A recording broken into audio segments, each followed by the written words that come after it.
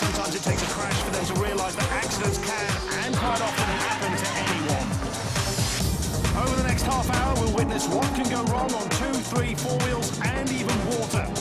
Ladies and gentlemen, this is Crash.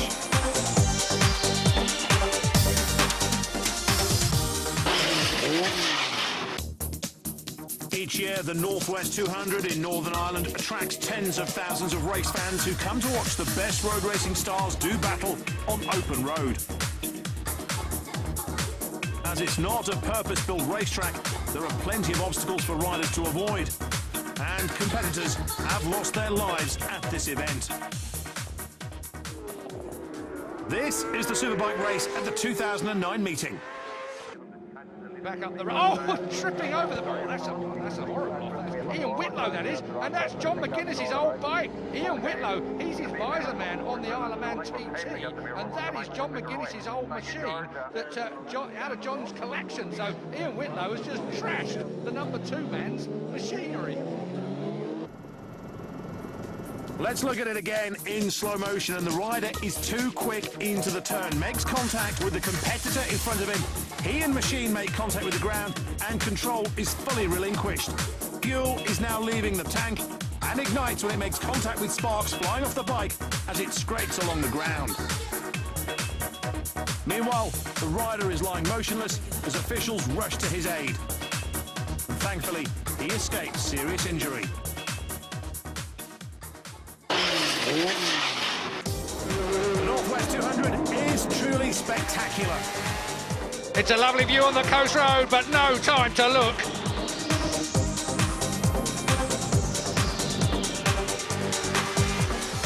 Never have so many men needed so little tarmac.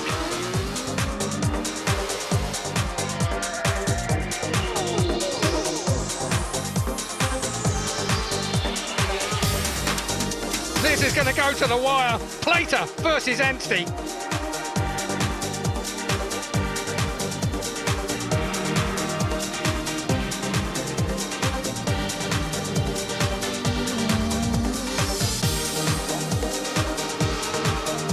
Slipstreaming. That's how to get an extra 10 miles an hour.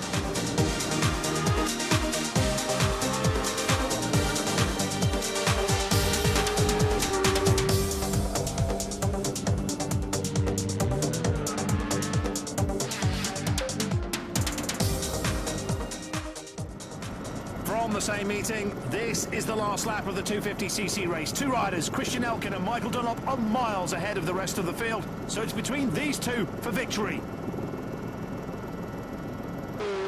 With just a few corners to go, Elkin dives at the inside of Dunlop to take the lead. But as they turn in for the next one, disaster strikes. Elkin hits the curb and goes down. Dunlop goes straight into him.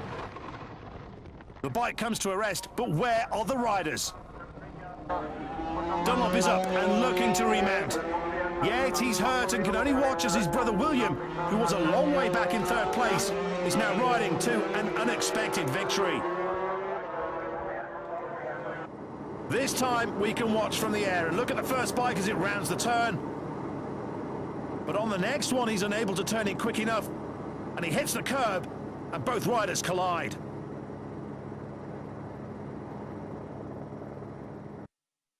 Even slowed down, this is an horrific accident.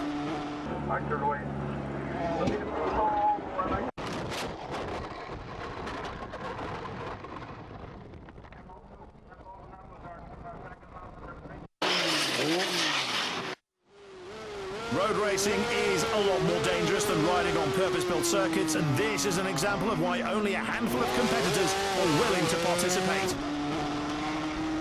Thankfully, the injuries suffered as a result of this accident were not as bad as they could have been, with Christian Elkin coming off worse with a broken leg.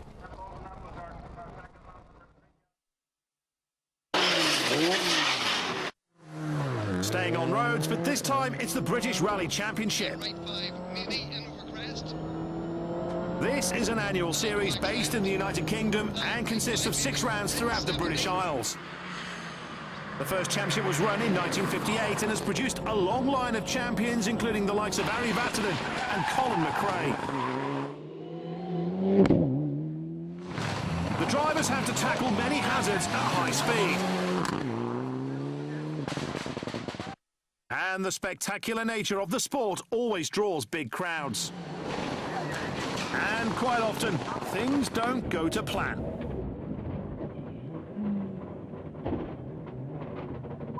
Now, right one plus slippy, then turn left 2. This is the Gym Clock Rally in Scotland and the famous water crossing at Langton. Either side of the submerged path is a large drop to the riverbed. And there's very little margin for error. Plus the threat of water drowning your engine. Here's one driver pushing it to the limit.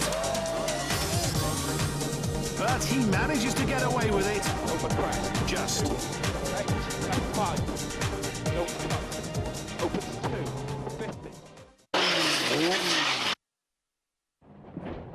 Away from the wet stuff now, and this is David Higgins, and you can tell by the size of the crack in his windscreen that things have not been going his way so far in this rally. Turn left 2. And his bad luck is about to continue.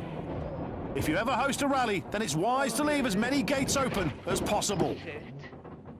And that's the reason why. Next problem, how to get out of the field. Back out the way you came if you're going to try. The driver's sure he came in somewhere, but where was it? Should I go out and have a look? Maybe it would be easy to follow the tracks you made where you came in. Although we are being unfair as he can't go out the way he came because the road is elevated. Ryan, Eventually, get him in. they do find an alternative exit. Come in.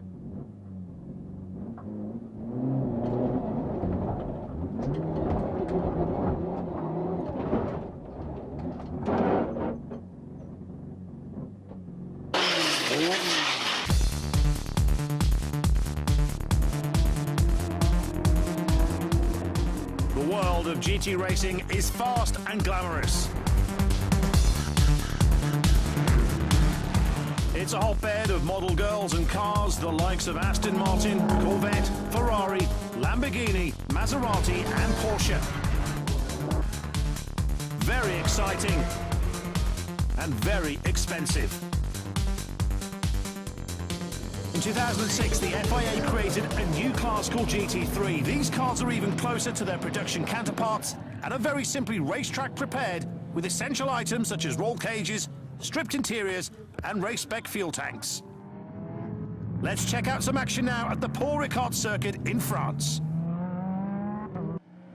They are now piling down the front straight, 7 wide. That's huge coming down this start-finish straight. There is a little chicane on this straight. There it is. They're going left now with Thomas Ackery in the lead. He's just leapt demon past start. on the infield. There's a little twitch from the Audi as well. Nicholas Armando may well get himself penalised. That's Christopher Nygaard, isn't it?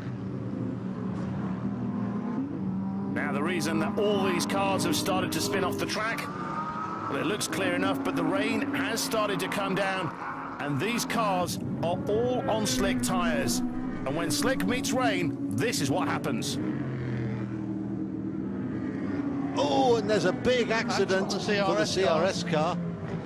And that's the there's 56, two. and there's, That's one of the another. Audis. That's Dear, oh Reese, is it dear, not? this is going to be... That's a red flag. It's got to be a red flag. You'd think so, wouldn't you? It's Yes, it bits is a of red car flag. all over the place, Yep. and there's lots of cars involved. There's 4 cars there at least. It's raining quite hard on that part of the circuit, and we will see a red flag. Yes, we have seen a red flag. It's out already.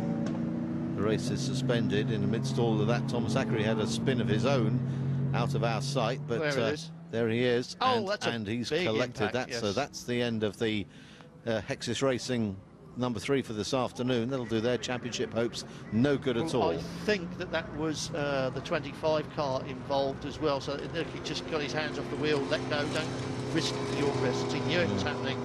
That was raining hard, and there's nothing he could do about that. He's driving on ice, and so are all these people. And that wasn't, I think that is, see the number on that, it is 25, is it, or 26 on that Audi, as it goes round and round. But if that is the 26 car, then that's the championship battle suspended as well. but it does seem to be the CRS car that began that. It was the 55, not 56, and then well, it's 26. It is 26. The Audi spinning there, so both championship contenders are involved in that. There's the number 5 Callaway car. Yeah, Arnaud Perrault.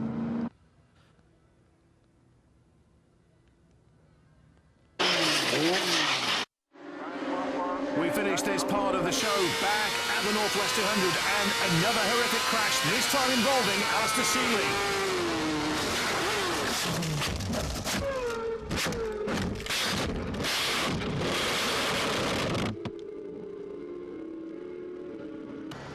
A high-speed spill around 150 miles an hour and no hesitation in displaying the red flag and bringing proceedings to a halt.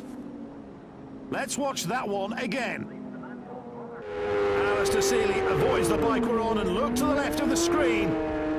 And there is Seeley coming to a halt. Now the view from another bike. And there is Seeley hitting the hedge. And from Seeley's machine, this is the moment he hits the ground. The accident happens as the engine on the bike in front cuts out and Seeley has to take avoiding action, tripping the rear in the process. Stick around for more crashes coming right up.